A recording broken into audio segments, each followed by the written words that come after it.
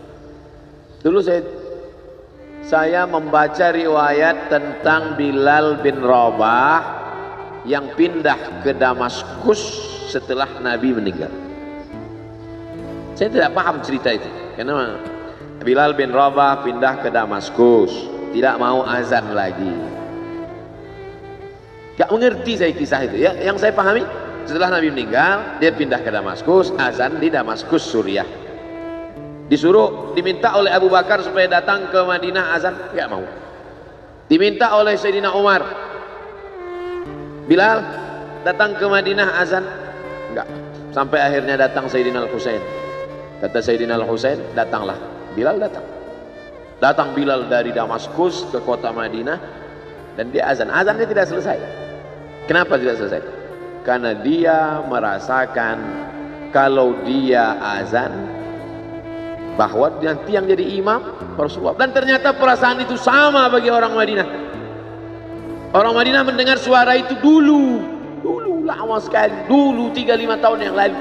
Dan kalau sudah suara itu terdengar, pasti nanti imamnya adalah Rasulullah. Ramai mereka datang. Ramai mereka datang. Luar biasa ini azan, kata mereka. Karena kalau sudah azan ini yang pasti nanti imamnya.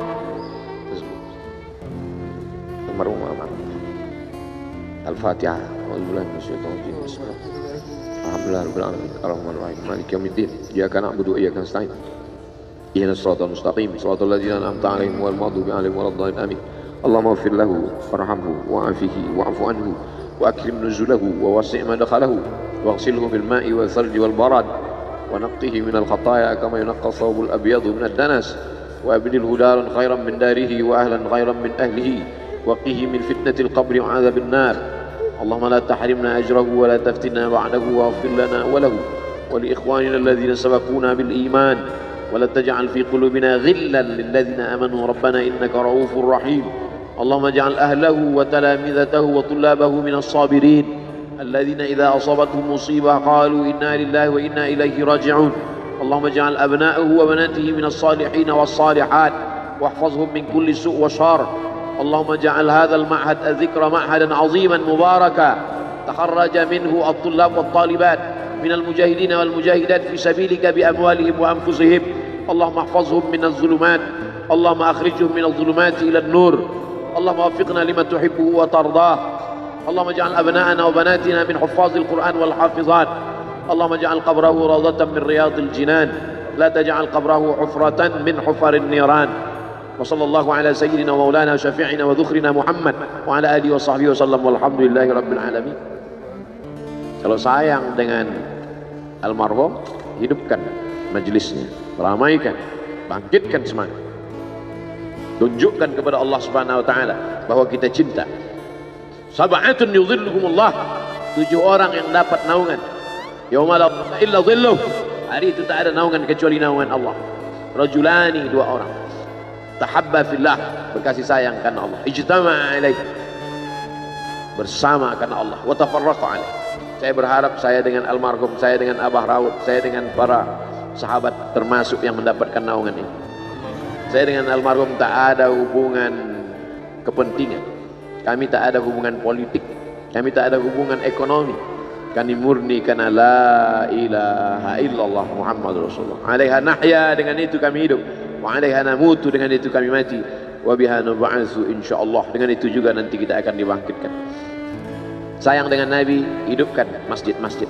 Sayang dengan ulama, hidupkan majelis-majelisnya. Jaga peninggalan-peninggalannya. Lanjutkan perjuangannya. Itu bukti sayang. Sayang bukan di tepi bibir, sayang bukan basa-basi.